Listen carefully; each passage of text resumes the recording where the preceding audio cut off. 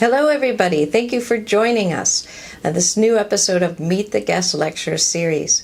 I'm pleased and honored to have Karabo Ozah with us today.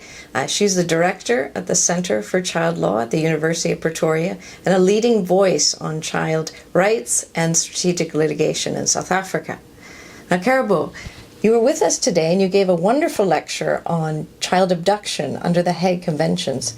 In your opinion, what do you see as one of the biggest challenges of this area of law in the current situation we're finding ourselves in? Thank you so much, Sheila, for having me. So, as you said, I was focusing on the Hague 1980 Convention on International Child Abductions, but more zoning in on the issues pertaining to where the left behind parent or the country to which a child is to be returned to.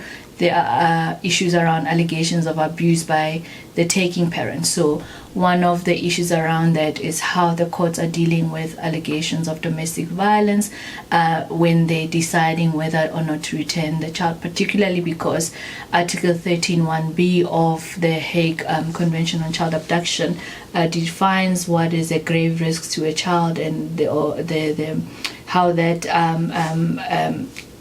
measure applies when a parent raises it as a reason why they can't return. So last year and this year there's been two forums focusing particularly on the issue of domestic violence in the context of Hague child abductions. So that's what my lecture was focusing on, and secondly also focused on the cases pertaining to where children have to be returned to countries where there is the issue of war and unrest, and how the courts are dealing with then the interpretation of the grave risk to the child upon return, and what evidence is placed before the court to help them then to decide whether or not they should return the child, order for return of the child or not.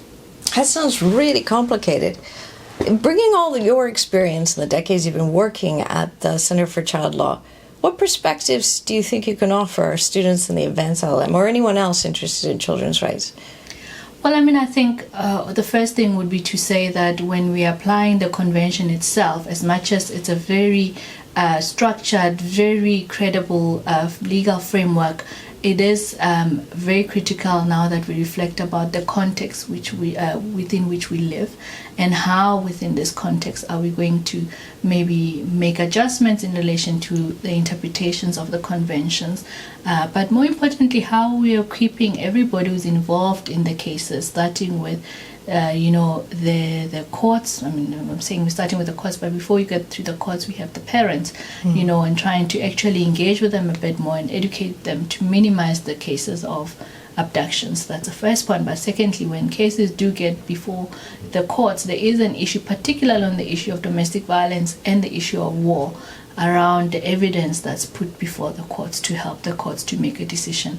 And it means that we need training, we need to reflect, we need writings, we need the experts to actually engage more about these cases and have a bit more reflections around how we can do that. You can never obviously have a one-size-fits-all in these cases, because each individual child's case has to be determined by its own facts within the legal framework.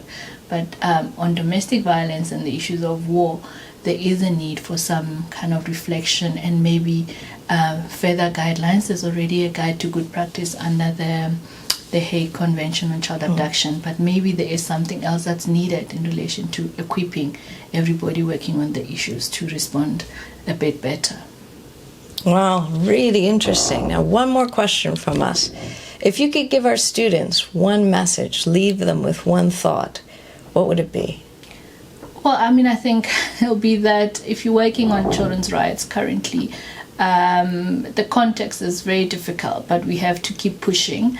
And we also have to keep challenging what is seen as the accepted status quo in terms of what the laws and the treaties mean, because I come from a context where I do strategic litigation, and by its very nature you push boundaries around how children's issues are being dealt with. In particular in these cases also there's a need to go back to also centering the voices of the children, but in a way that matters, not in a way that is just kind of ticking the box. So we need to really reflect about that, and we need to then keep fighting for the development and the upholding of the rights of children. Thank you, Karabo. Wise words, and thank you, all of you, for joining us.